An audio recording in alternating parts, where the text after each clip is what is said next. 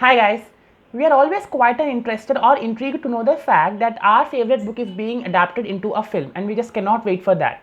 But today here I am to be sharing with you about one such movie which I want in the form of a book, and that is Raya and the Last Dragon, which has been a recent release over Disney Hotstar.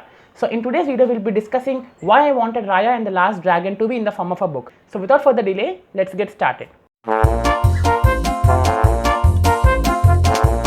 Hello everyone, this is Achyut Murari. I am a medico and an Instagram poet. I talk about the books, medicine and personal development tips over this channel, so make sure you're sticking by.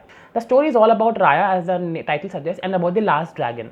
So there was this land called the Kumundra, where basically there is abundance, prosperity and happiness everywhere. And one day there is a black magic thing called the Drun, which actually attacks all the villagers, all the people around the world, and they actually occupy everything. So humans and dragons used to coexist. So as to be protecting the villagers and the people around, the dragons conference all their magical powers and they give it to the one last dragon, that is Sisu. In this process, the Drun is eventually eradicated, yet the problem is still prevailing. But all these powers are basically made into a stone, which is stored in the land itself. People try to fight with each other so as to be getting the jewel. Now basically the whole land of Kumundra is divided into 5 parts, and the 5 parts are fang, heart, spine, talon and tail. These are the parts of the dragon shaped river which is flowing throughout the Kumundra. There is this one girl called Namari who cleverly gets the jewel back, and in this process of the tug and war, the whole jewel is broken into pieces. And now Raya has the responsibility of getting all the pieces of that jewel into one place and use that power to completely destroy the Drun, but she is saddened to the fact that there is no dragon left to use its magic. So her primordial responsibility is to find the last dragon, that is Sisu, and also combine all the pieces of the jewel so that they can eradicate the Drun. Now if at all the movie and the plotline are quite a good, then why did you think that I would be wanting this movie into the form of a book? Then I have my own specific reasons.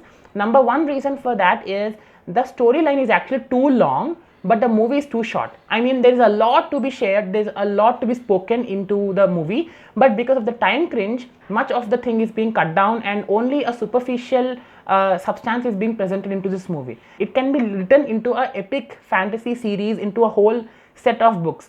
Maybe they can actually extend the past of Kumundra. Maybe they can actually explore what has happened after the whole adventure by Raya. What is the story of Chief Benja, what is the story of Sisu, and what is the story of Namari and her parents and all that. Moving on to the third reason why I absolutely want this movie to be in the form of a book is a map of Kumundra. Now basically when the movie starts and the history of Kumundra is being shared with us, the map of Kumundra, which as you can see in this picture, is clearly shown. What captivated me to the core is epic fantasy books always have a specific maps within them. For instance, even the Game of Thrones has a specific map within itself. Even the Inheritance Cycle by Christopher Paolini has a separate maps and separate interest within that. Even the Nevernet Chronicles by J. Christoph has a separate map. So I feel that maps have always played a very crucial role for the readers to grossly engage with the plot line or the characters. So the whole map of the Kumundra captivated me to the core, and I really wanted to explore many more places in the same map, or maybe any epic fantasy thing going on in and around the same map. The fourth basic reason was because of the dragon. Dragon are these mystical creatures and magical creatures you can ever find, which always have fascinated humans and the imaginations of the writers, authors and the poets. Whenever you have the whole story itself based upon dragon, this movie can literally ace in the form of a fantasy series.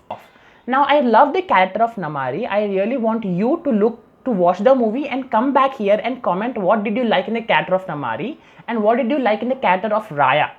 So I love the character of Namari. She is a character which has innate turmoil, who has questions which are unanswered. You see, who always works for the satisfaction or the appreciations by their parents, but not for the self-satisfaction. She knows that she is actually betraying her own friend Raya, but still she proceeds to find that jewel and make it into pieces or so. She has n number of responsibilities over her shoulder, but she tries to manage all of them with utmost perfection, which makes the character of Namari a memorable and a worthwhile character. this major character driven plot is the one which I wanted to be reading as a book rather than watching it in a movie. So yeah, that's all guys. I guess these were my own reasons why I wanted this great beautiful movie to be presented as an epic fantasy series written in the form of a book, so that you see I can actually get a greater glance or can actually digest the whole fantasy thing going on in this movie. Nevertheless, I really loved the movie to the core, the animation, the graphics.